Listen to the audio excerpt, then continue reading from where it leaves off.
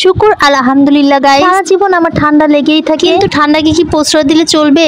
মাঝে মাঝে চুলের তো যত্ন নিতে হবে, তাই না? আর চুলের যত্ন নেওয়ার জন্য আমি মাঝে মাঝে অনেক স্পেশাল কিছু ট্রাই করি। আবার তোমরা এটা আন্দাগোন্দা জিনিস ভাইবো না, যেগুলো ট্রাই করি সেগুলো অনেক উপকারী, এই জন্য ট্রাই করি। মাস্টার যাই বলো, যাদের কাছ থেকে সবকিছু মানে জানতে পারি তাদেরটাই আমি ট্রাই করে দেখি কোনটা কোন উপকারে লেগেছে। কিন্তু আমি পেঁয়াজের ছিলকা দিয়ে হচ্ছে কি মাথায় একটা ট্রিটমেন্ট করব, আর সেটা কিভাবে বানিয়েছি তোমাদের সাথে শেয়ার করব। তোমরা অনেকে জানলে অবাক হবে যে পেঁয়াজের ছিলকা মানে খোসা যদি তোমরা সিদ্ধ করে মাথায় দাও তাহলে কিন্তু চুল গজায় আর চুল কালো হয়। এটা গাইস আমি নিজে আবিষ্কার করিনি, এটা আমি ইন্ডিয়া থেকে জেনে এসেছি। ইন্ডিয়াতে পেঁয়াজের চেয়ে পেঁয়াজের ছিলকাকে সবচেয়ে বেশি উপকারী মনে করা হয়। আর সাথে কিন্তু আজকে আমি আমার অ্যালোভেরাটাও কাজে লাগাবো। আজকে গাছে একদমই অ্যালোভেরাটা ছিল না, মানে যে অ্যালোভেরা ছিল ওটার ভিতরে কোনো মাংসই ছিল না, একদম পাতলা টাইপের ছিল। তাই ভাবলাম যে অ্যালোভেরাটাকে কুচি কুচি করে কেটে তারপর ওটাকে একদম মেহেদির সাথে মিক্সড করে দিই। কারণ অ্যালোভেরার ভিতরে একদমই অ্যালোভেরা ছিল না, একদম পাতলা ছিল। অ্যালোভেরা গুলো দুই পাশটা একদম ছুরির মতো ধারালো হয়, মাঝে মাঝে মনে হয় আমার হাতটাই কেটে যাবে। আজকে অনেক বিরক্ত লাগতেছিল, মানে কোনো কাজ করে আগাইতে পারতেছিলাম না। তারপর আবার এখন চুলের জন্য সবকিছু রেডি করতেছিলাম। আগের ব্লগে তোমরা দেখেছো হচ্ছে কি আমি সবকিছু রেডি করেছি, মানে মেহেদি নিয়ে আসছিলাম আগের দিন রাতে, সেগুলো আম্মু ছিলে রেখে দিয়েছিল।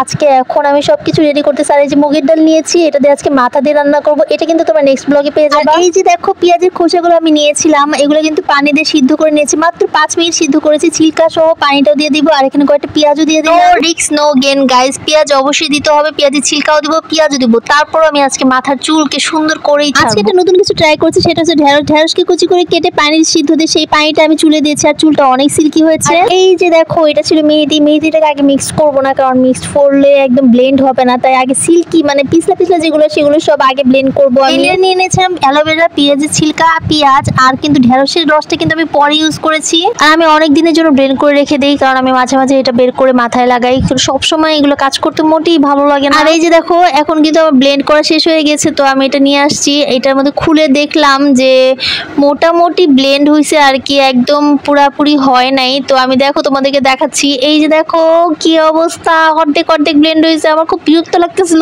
কিভাবে এটা পুরো ব্লেন্ড করবো বুঝতেছিলাম না। দেন আমি এটার সাথে কিছু মেহেদি মিশাই দিলাম, কারণ একটু না এটার সাথে আমি কিছু পেঁয়াজের রস মানে পেঁয়াজ সিদ্ধ করে, পেঁয়াজের পাতাগুলো সিদ্ধ করে যে রসটা পানিটা বের হয়েছিল সেই পানিটা দিয়ে দিলাম। কালারটা কিন্তু অনেক সুন্দর লাল টুসটুসা আসছে। তারপরে আমি দিয়ে দিয়েছিলাম মেহেদি। হাতে নিয়ে ভাবতেছিলাম আচ্ছা মেহেদি দিলে কি এটা ব্লেন্ড হবে, কি যে চিন্তায় পড়ে গেছিলাম, মানে এগুলো কেন যেন ব্লেন্ডই হচ্ছিল না। আর আমাদের ব্লেন্ডারে ছোট কোনো বাটি নাই, এই বড় বাটিতে আমাদের সবসময় ব্লেন্ড করতে হয়। তো নেক্সট টাইম আমি হচ্ছে অল্প একটু মেহেদি দিয়ে দিলাম আর বাকিগুলো রেখে দিলাম। আর এই অল্প একটু মেহেদি দিয়ে আমি আগে ট্রাই করবো যে ব্লেন্ড হয় কিনা। এখন সবগুলো নিয়ে নিয়েছি একসাথে, তারপরে এখন আমি নিয়ে যাব ব্লেন্ড করার জন্য। তারপর আমি 2-3 বার করে ব্লেন্ড করার পর এটা ব্লেন্ড হয়ে গেছে। আর তোমরা যখন এটাকে ইউজ করবে অবশ্যই লেবু আর একটা ডিম মিক্সড করে মাথায় ইউজ করবে, অনেক সুন্দর কালার আসছে। গাইস দুঃখের বিষয় আমি ভিডিও ক্লিপস নিতে ভুলে গিয়েছি। একটা লাইক কমেন্ট আর শেয়ার করে দিও, ইউটিউব থেকে একটা সাবস্ক্রাইব করে দিও। Thanks for watching, tata.